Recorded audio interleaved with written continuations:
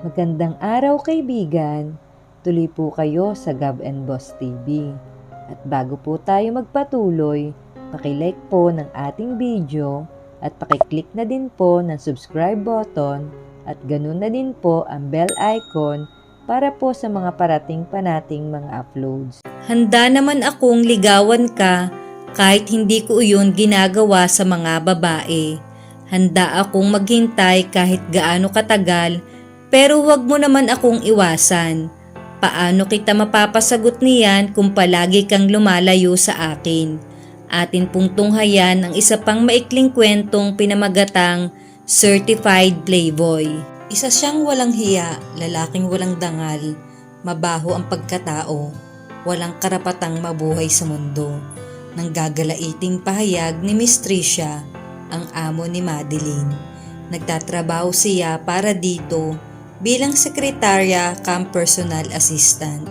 Maglilimang taon na ring pinagtsatsagaan niya ang masamang ugali nito. Sanay na rin siya sa tuwina ay galit ito. Ngayon ay may bago na namang pinagpuputok ang butsi nito. Ang dahilan, si Aston Alvarez, konsehal ng isang distrito sa Batangas. Kaya hindi umaasenso ang Pilipinas dahil sa mga katulad niyang ganid sa pera. Sinasaid niya ang tugon ng mga mahihirap. Dapat lang na mawala siya sa pwesto. Patuloy siya sa pagsusort ng mga sangkaterbang sulat mula sa mga taong gustong humingi ng tulong kay Miss Tricia. Ito ay isang feminist lawyer at number 3 sa bar exam. Pero 7 years ago ay hindi na ito gaanong aktibo sa pagpapractice ng pagiging abogada. Ang pagpibigay ng payo tungkol sa legalidad ng libre ang inaatupag nito ngayon. May column din ito sa isang sikat na newspaper at isang magazine, kaya sikat ito lalong-lalo na sa mga kababaihan dahil nga feminist lawyer ito. Kailangan magpadala ako ng petisyon para sa pagpapa-impeach sa taong iyon. Dali ka, gumawa ka ng sulat. Iwinagwag nito ang hawak na abaniko sa harap ng mukha niya. Opo, Miss Tricia. Nagkukumahog na hinawi niya ang mga sulat sa mesa niya.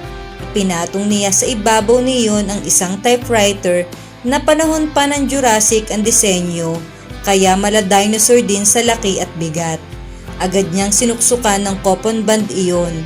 Isang beses siyang humiling dito, napalitan na iyon ng computer upang mapadali ang trabaho niya. Pero ang kinalabasan ay 3 araw siyang sinabon nito. Kesyo materyosa raw siya at masyadong mareklamo sa trabaho. Hindi rin naman ito bumili ng computer at hindi rin niya inulit ang simpleng hiling niya. Hindi niya masasabing wala itong budget para sa computer. Alam naman niyang mapera ito dahil hindi biro ang attorney's fee nito sa bawat kasong hinahawakan nito noon, manalo man ito o matalo. Bagamat mas madalas ang pagkapanalo nito. Nagtataka nga siya kung bakit ito huminto sa pagpapractice. Siguro ay yumaman na ito dahil doon. Ayon sa mga naririnig niya ay galing ito sa mahirap na pamilya. Sa pagkakaalam din niya ay marami itong source of income tulad ng condominium building sa Quezon City na pag-aari nito. Mayroon din itong chains of pawn shop, napakarami nitong bahay. Ang pinakamataas ang value ay yung nasa Alabang, ngunit wala itong pamilya. Old maid kasi ito, kaya siguro palagi mapakla ang mood. I-address mo sa Office of the Mayor. No, make that Office of the President.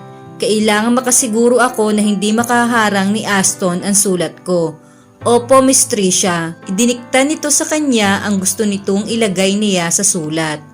Tungkol lang naman iyon sa napapabalitang anomalya na nangyari sa bidding sa paggawa ng isang kalsada sa Batangas. Di umano, nagkaroon ng under the table sa bidding at isa raw sa mga makikinabang doon ay isang konsehal Aston. Noong 1 linggo pa pumuputok ang issue na iyon, 1 linggo na ring pumuputok ang butsi ni Tricia sa galit. Waring hindi ito mapakalma hanggat hindi nakakagawa ng anumang aksyon laban kay Konsehal Aston. Kahit paano ay humahanga rin naman siya kay Miss Tricia dahil sa lakas ng loob nito na ipahayag ang naiisip at nararamdaman.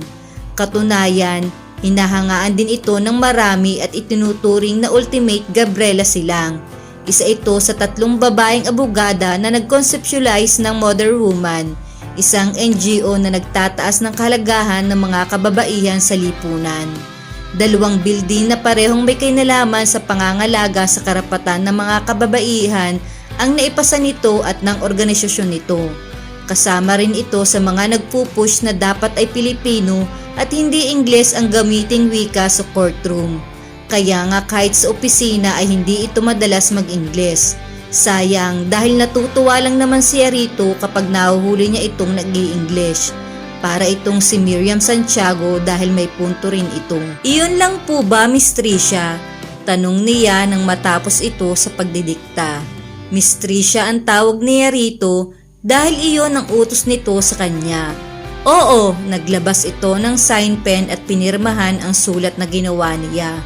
Ihulog mo na iyan sa post office hanggat hindi pa sila nagsasara. Pagkatapos ay bumalik ka dito at balikan ang mga trabaho mo. Opo, Miss Tricia.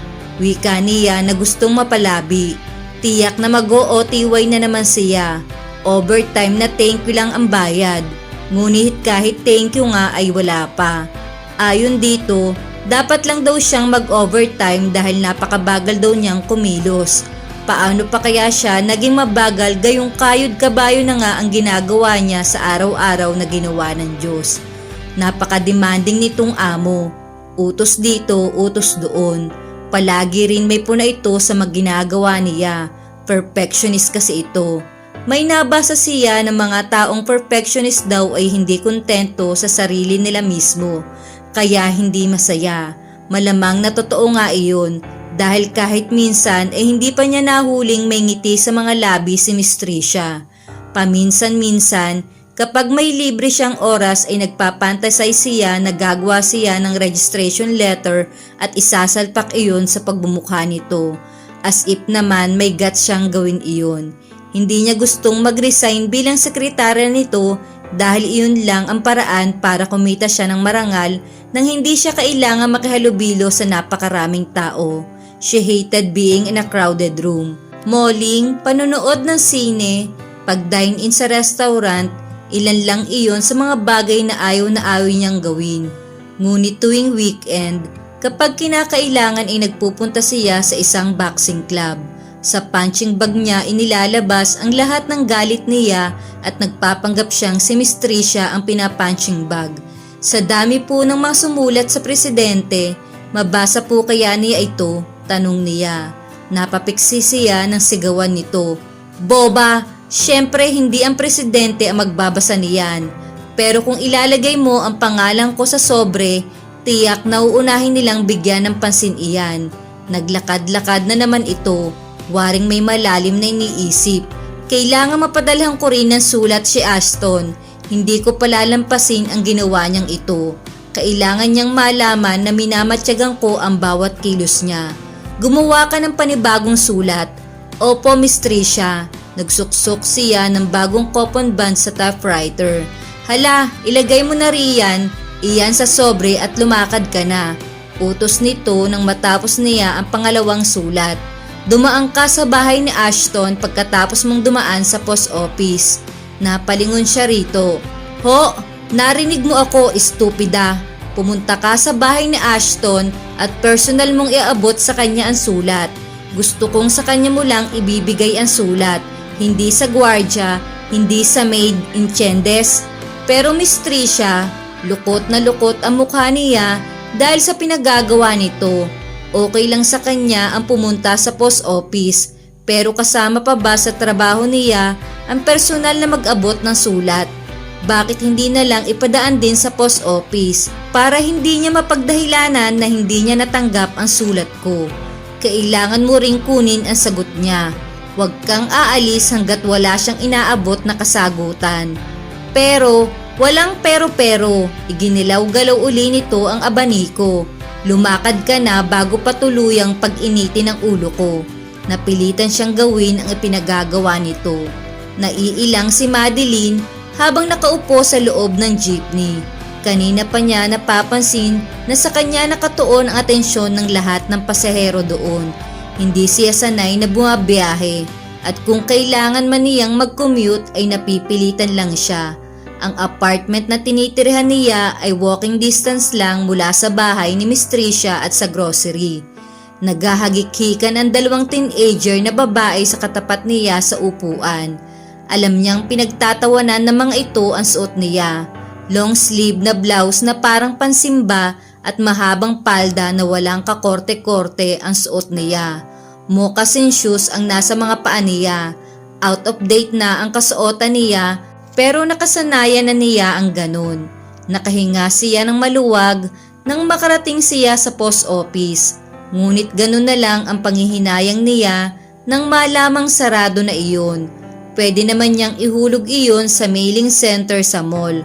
Pero nag-aalala siya na matagalan siya at hindi na siya papasukin sa bahay ng konsehal.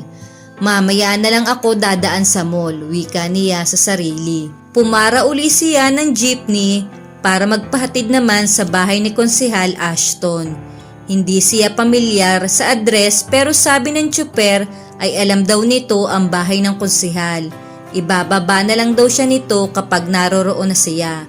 Salamat po, wika niya. Talagang natuwa.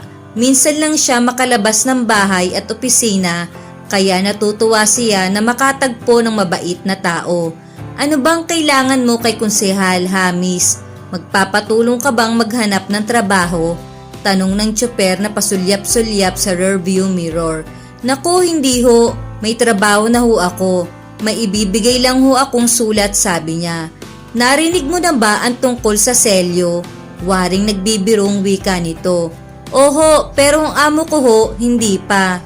Hindi ho naniniwala nang sabihin kong may naimbento na selyo. Biro din niya. Tumawa ito at nakitawa rin ang ibang pasahero. Napangiti naman siya.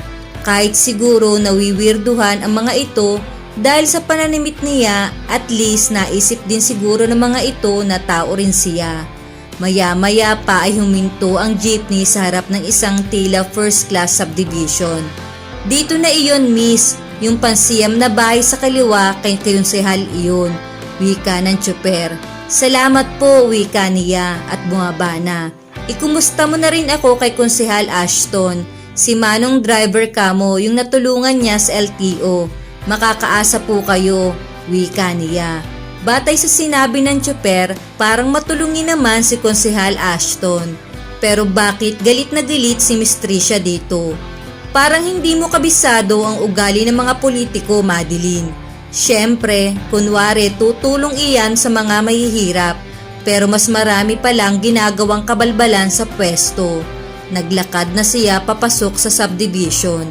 Iniisip niya kung ano ang pwede niyang sabihin sa gwardya, sa guardhouse para papasukin siya roon. Pero tiningnan lang siya ng gwardya. Pagkatapos ay hindi na siya pinansin. She took it a permission to enter. Malayo-layo rin pala ang bahay ng konsehal. Kahit pang ilang bahay lang iyon mula sa bungad. Ang mga bahay pala roon ay parang mga palasyo. Malalawak ang mga hardin at moderno rin ang disenyo ng mga bahay. Pakiramdam tuloy niya ay nasa ibang mundo na siya. Maya-maya pa ay nasa tapat na siya ng bahay na tinutukoy ng tsuper. Alam niyang iyon na ang bahay ni Konsehal Ashton dahil tumutugma ang numero sa mailbox sa address na ibinigay ni Miss Tricia. Nag-ipon muna siya ng lakas ng loob bago pinindot ang doorbell. Pagkatapos ng 5 minuto ay bumukas iyon. Isang lalaking may nakasukbit na baril sa tagiliran ang bumugad sa kanya. Nanlaki ang mga mata niya pagkakita sa baril. Hindi naman mukhang gwardya ito dahil parang teller sa bangko ang suot nito. Kaya lang ay parang stuntman sa pelikula ang itsura nito. Sinong kailangan mo? Tanong nito. Automatikong nagpalingalinga ito sa paligid. Tinitingnan siguro kung may kasamaan siyang nagtatago sa malayo. Si Konsehal po, nauutal na sabi niya. Tiningnan siya nito ng mataman. Bakit? Anong kailangan mo kay Konsehal? May ibibigay ako sa kanya, sabi niya. Biglang bumukas ng malaki ang gate. Napaatras siya nang sumilip mula roon ang 2 pang mukhang goons na lalaki dahil parehong malalaki at may itim. "Sino yan?" tanong ng isa sa dalawang bagong dating na lalaki. "Hinahanap si konsehal," tugon ng kausap niya kanina. Papasukin mo na, babae lang naman pala." Wika na nagtanong kung sino siya at kumindat pa sa kanya. "Sige, pasok ka na, miss," wika ng kausap niya kanina. "Kakapkapan ko muna, baka may baril," wika ng kumindat sa kanya. Binatukan ito ng isang kasamahan. "Nagbibiro lang naman, sige na miss, pasok ka lang." "Salamat," nakangiwi pa ring wika niya. Pumasok na siya at namamanga siya sa magarang bahay na bumugad sa kanya, kung hindi lang nararamdaman niyang nakasunod sa kanya ang 3 goons. Batay sa pagsusuri niya ay nakita niyang 3 palapag ang bahay o mas tamang sabihing mansyon. Puti ang kulay niyon bagamat hindi niya masasabing pininturahan iyon ng puti. Nang makalapit siya ng husto ay natanto niya na marmol pala iyon. Tisa ang bubong at halos ang kalahati ng bahay ay salamin. Napaka-artistic din ng pagkaka-install ng mga salamin, halatang pinag-isipang mabuti. Tiyak ding bulletproof iyon. "Diyan miss, pumasok ka sa pintong iyan," wika ng lalaking nagpapakyut sa kanya kanina. Pinto pala iyon. Akala ko dingding pa rin. "Salamat ulit," wika niya. Sinipat niya ang glass door at pinag-iisipan pa lang niya kung nasaan ang lock niyon ay bigla na itong bumukas. Automatic. Pumasok na siya sa modernong bahay. Nagpalingali nga siya sa paligid. Para siyang nasa loob ng hotel. Kaya lang ay parang walang mga tao roon. Ngunit maya-maya ay isang lalaki ang lumabas buhat sa silid sa unang palapag ng bahay. The man could be somewhere between the age of 40 to 45. Parang may permanenteng ngiti na nakamarka sa mga mata nito na parang laging may nakikitang nagdudulot dito ng kasiyahan. Maliksing maglakad ito. Tuwid ang tindig at higit sa lahat ay maganda ang aura na nakapalibot dito. "Kumusta, magandang binibini?" Nakangiting inilahad nito ang kamay habang nakatulala pa rin siya sa pagkatitig dito. "Ashton Alvarez at your service."